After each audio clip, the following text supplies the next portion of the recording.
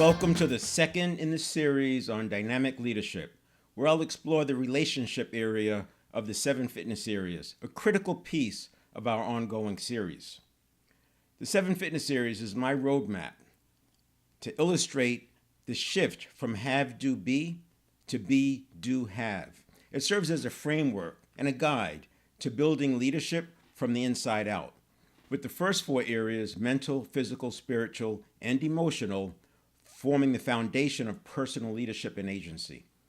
Now, these are the areas in which we have control, where we choose how we respond, grow, and lead ourselves and others.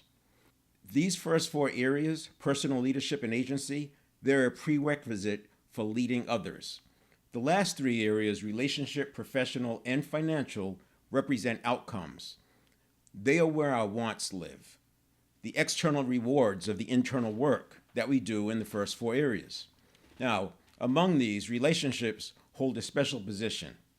Our ability to build meaningful connections influences every outcome, from team cohesion to professional success and even financial results. Success in the next 2 areas, professional and financial, depend on a level of mastery of the relationship area.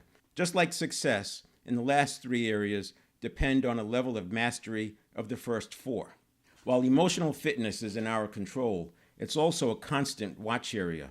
Emotions can surprise us, triggered by thresholds being crossed, or deep-seated beliefs surfacing unexpectedly, or unconscious rules being violated.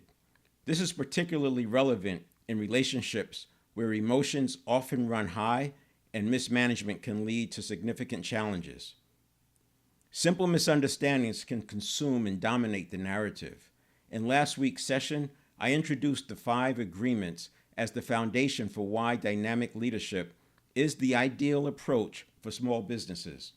These agreements are not just abstract ideas, but practical insights into how leadership intersects with human behavior. Today, we'll focus on the first agreement. The brain is over 100,000 years old and unlikely to change in our lifetime. At first glance, this might seem trivial, but its implications are profound. While we often focus on learning new frameworks or coming up with a creative way to say old things, what matters most is learning to master what works. The brain's architecture and its evolutionary design tell us that we already have the tools that we need for effective leadership and relationships. The challenge is not invention, but refinement, getting better at leveraging what already works with respect to the brain and the nervous system and our behavior. Understanding this starts with a critical distinction that is often misunderstood, the difference between the conscious and the subconscious. The subconscious is an incredibly powerful driver of behavior, processing information at lightning speed, storing vast amounts of data, and using patterns to guide decisions. Meanwhile, the conscious mind takes a more deliberate role, engaging in creativity, strategy, and abstract thinking. Both play essential roles, but confusing their functions often leads to frustration, inefficiency. The distinction is especially important in the relationship area because relationships thrive or falter based on our ability to align conscious intentions with subconscious drivers. Leadership, after all, is relational at its core.